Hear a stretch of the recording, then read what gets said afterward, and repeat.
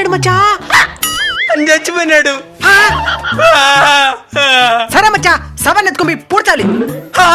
అయ్యో అయ్యో తాత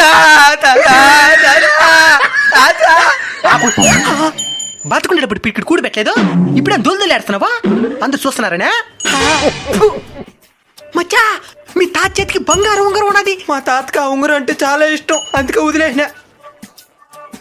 నాకు ఒక డైలాగ్ కూడా రాయలేదా? సవానికే డైలాగ్ రాదు. సరే అడుగుంటా పద, శ్మశానానికి టైం అయింది. మచ్చా మచ్చా, ఏమైంది మావా? గుంట్లో ఉండాల్సిన మీ తాత గుంట బయట ఉన్నాడు. సన్లైట్ చూద్దామని వచ్చినాడా? మూసుకో.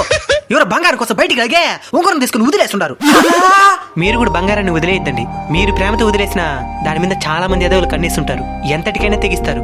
దాని బదులు బంగారాన్ని మీ 10 మందికి అన్నం పెడితే వాళ్ళ ఆత్మ కూడా శాంతిస్తుంది.